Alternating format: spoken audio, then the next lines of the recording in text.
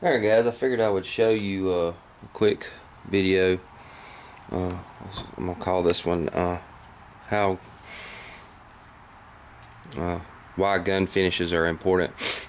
You know, most firearm components are made of some kind of metal. Like this receiver is aluminum.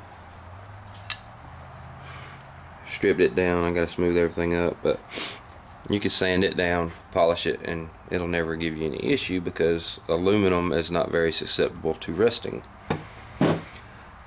Steel is on the other issue. Like here's the floor plate of a 22 stock. I had all this completely stripped down and polished, getting ready to scuff up to refinish.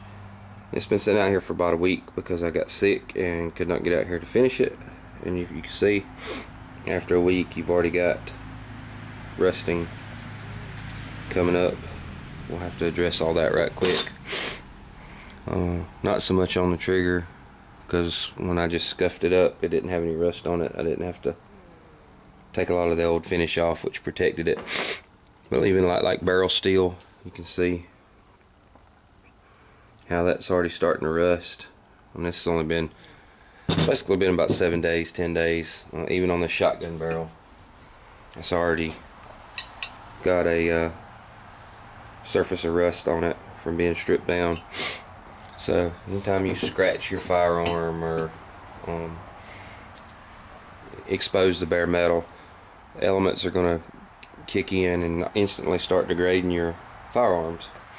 That's why manufacturers, you know, Blue or Parkerized or Cerakote. My preferred method is Duracoat, and we're gonna H&K black all these parts. I gotta run over them and wash them down and degrease them, and then hit them again with some 600 grit sandpaper, and then they'll be ready to rock and roll to paint. But that's something I wanted to let everybody know. You know, if you start a project like this, make sure you stay on top of it, because just a week or so will already start your parts degrading once you've stripped them. You know, it's best to go through a blast cabinet, blast them, wash them down, and then paint them. But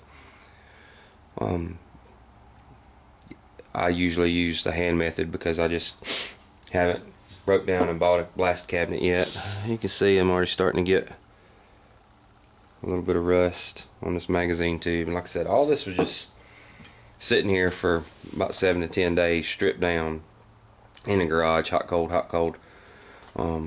That's the importance of keeping your guns clean and keeping a light coat of oil on them. I tend to find that when you Duracoat them, you don't have to worry about it as much because it's a 2-part epoxy resin.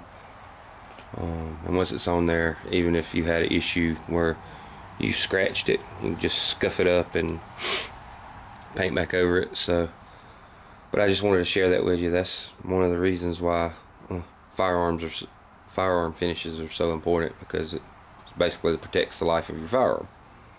Alright, I'm gone. We got some rust to deal with.